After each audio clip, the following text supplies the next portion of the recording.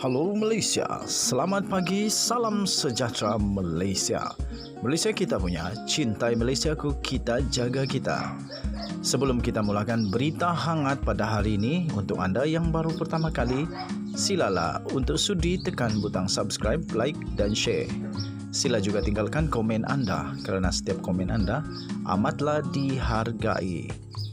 Berita hangat hari ini daripada channel ini, Denyut nadi suara rakyat bergema terus-menerus di dalam channel ini. Setiap hari kita membawakan berita-berita terbaru yang pastinya dinantikan oleh seluruh rakyat Malaysia. Kita akan mulakan berita kita. 1, 2, 3. Berita mula sekarang.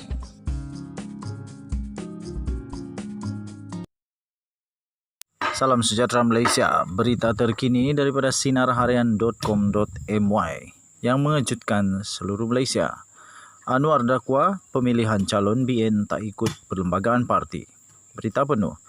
Bekas Ahli Parlimen Ketereh, Tan Sri Anwar Musa mendakwa pemilihan calon BN untuk bertanding pada pilihan raya umum ke-15 PRU15 tidak mengikut kaedah yang telah ditetapkan perlembagaan parti. Menurut Ketua UMNO bahagian Ketereh itu, spekulasi calon BN berlegar biarpun parti lawan sudah mengumumkan senarai calon mereka yang dikatakan syarat dengan personality big and heavyweight.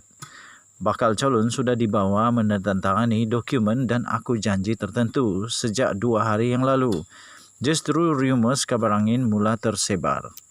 Katanya nampaknya walau perlembagaan menghuraikan dengan jelas skop dan kaedah pemilihan calon, nampaknya sekali lagi ia tidak diendahkan, katanya menerusi satu hantaran di Facebooknya pada malam Isnin. Penyandang kerusi Parlimen Ketereh itu mendakwa biarpun top 5 pemimpin tertinggi UMNO diberi kuasa berunding bagi pihak Majlis Kerja Tertinggi MKT sebagai senarai calon ditapis lagi oleh pihak lebih tinggi. Katanya janji kononnya bakal dipilih adalah para wali winnable, acceptable and likable. Namun kedengaran sana-sini banyak sudah winners dipancung, terutama yang dekat dengan yang amat berhormat Perdana Menteri. Tapi itu kabar angin yang tidak semestinya tidak berasas. Apapun, kita berilah ruang sepenuhnya secukupnya kepada pucuk pimpinan untuk merunding dan memilih, katanya. Tambahnya lagi, menjadi calon tidak boleh diminta-minta. Tak perlulah melobi-lobi. Ia satu amanah. Tanggungjawab untuk memenangkan cukup kerusi bagi parti, katanya. Tambahnya lagi, jika tidak berkubur 2 kali. Kurangkan spekulasi. Tunggu saja pengumuman rasmi sehari 2 lagi. Saja lagi jelasnya lagi dalam kenyataan itu. Kata Anwar Musa, janji kononnya bakal dipilih adalah para wali, yaitu winnable, acceptable dan likable. Namun kedengaran sana-sini banyak sudah winners yang dipancung, terutama yang dekat dengan yang amat berhormat Perdana Menteri. Tapi itu kabar angin yang tidak semestinya tidak berasas. Nampaknya walau perlembagaan menghuraikan dengan jelas skop dan kaedah pemilihan calon, nampaknya sekali lagi ia tidak diendahkan, katanya menerusi hantaran di Facebooknya pada malam Isnin yang lalu. Bakal calon sudah dibawa menandatangani dokumen dan aku janji tertentu sejak 2 hari yang lalu. Justru rumours kabar angin mula tersebar. Menurut Ketua UMNO bahagian Ketereh itu lagi, spekulasi calon BN berlegar. Biarpun parti lawan sudah pun mengumumkan senarai calon mereka yang dikatakan syarat dengan personality big and heavyweight. Bekas Ahli Parlimen Ketereh, Tan Sri Anwar Musa mendakwa pemilihan calon BN untuk bertanding pada pilihan raya umum ke-15 PRU15 tidak mengikut kaedah yang telah ditetapkan oleh perlembagaan parti. Sekian berita, salam sejahtera Malaysia. Malaysia kita punya, cintai Malaysia kita, jaga kita. Jangan lupa tekan butang subscribe, like dan share. Sila tinggalkan komen anda amatlah dihargai. Bye-bye.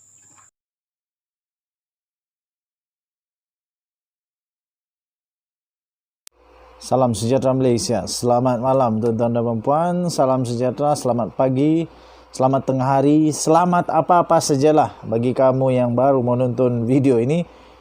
Kalau kamu menonton tengah malam jugalah. Okey, tuan-tuan dan puan yang dihormati sekalian. PRU15 dan sejarah hebat yang bakal dicipta keluarga Anwar Ibrahim untuk negara Malaysia. Berdasarkan senarai calon PRU15 yang mewakili PKR yang telah diumumkan pada Jumaat yang lalu, keluarga Datuk Seri Anwar Ibrahim dengan sendirinya telah mencatat sejarah buat negara, malah bakal mencipta lebih banyak sejarah jika Pakatan Harapan menang dan berjaya menubuhkan kerajaan pada 19 November depan. Selama ini adalah perkara biasa bila ayah dan anak dipilih sebagai calon dalam sesuatu pilihan raya umum. Misalnya Tun Mahathir Mohamad dan Mukhris Mahathir, Tun Ghaffar Baba dan Tamrin Ghaffar, Lim Kit Siang dan Lim Guan Eng, Karpala Singh dan Gobind Deo, Taib Mahmud dan Sulaiman Taib, serta Anwar dan Nurul Izzah. Tetapi belum pernah 3 orang dalam satu keluarga dipilih sebagai calon. Tetapi pada PRU15 kali ini menyaksikan sejarah baru tercipta bila mana 3 orang dalam sebuah keluarga, iaitu Anwar, Wan Azizah, Wan Ismail dan Nurul Izzah secara serentak dipilih sebagai calon untuk bertanding PRU yang sama. Walaupun sebelum ini ketiga-tiganya sudah sedia memegang status sebagai ahli parlimen, tetapi mereka tidak pernah bertanding secara serentak. Wan Azizah dan Nurul Izzah bertanding dan menang di Pandan serta Pematang Pauh pada PRU tahun 2018, manakala Anwar menjadi ahli parlimen Port Dickson melalui PRK pada 2019.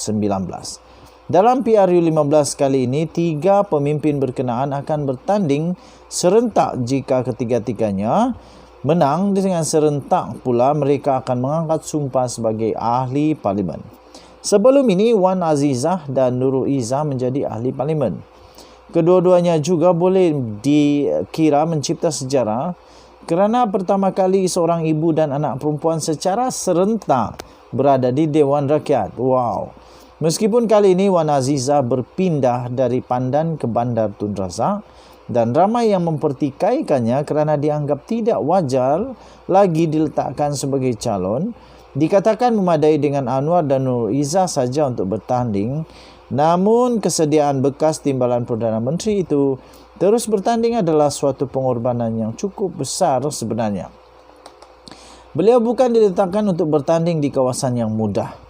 Bahkan dalam misi untuk menyingkirkan pengkhianat parti itu, iaitu Kamaruddin Jaafar yang pada PRU14 telah memenangi kerusi tersebut di atas tiket PKR, tetapi kemudian melompat katak ke kolam bersatu.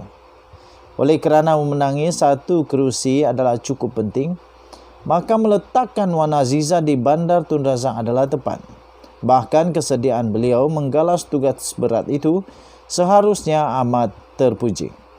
Isteri pemimpin-pemimpin lain sudah pasti tidak sedia melakukan pengorbanan dan perjuangan seperti itu kerana ramai yang lebih suka memilih kehidupan senang dan mewah tanpa melakukan apa-apa kerja yang susah. Lantaran itu, keberadaan Wan Azizah sebagai calon, meski dalam usia 70-an, haruslah diraikan serta dilihat dalam perspektif yang betul dalam usaha memastikan PH beroleh kejayaan.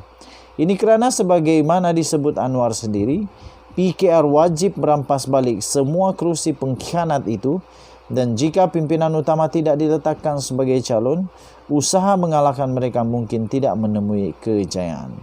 Wan Azizah dalam hal ini nampaknya sehati sejiwa dengan Anwar, yang sama-sama berpindah ke kawasan yang sukar, iaitu di Tambun, bagi melonjakkan lagi harapan meraih kemenangan buat PH.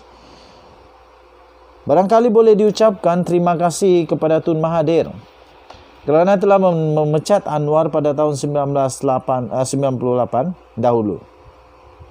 Tanpa pemecatan itu, tidak mungkin Wan Azizah terlintas untuk menceburi dunia politik secara aktif sehingga pencapaiannya yang luar biasa itu. Okey, tuan-tuan dan puan-puan yang hormati sekalian, kamu boleh baca ini semua secara lengkap di sabudin.com.net. sabudin.com.net, tajuknya PRU15 dan sejarah hebat yang bakal dicipta keluarga Anwar untuk negara. Dan jumpa lagi, bye-bye.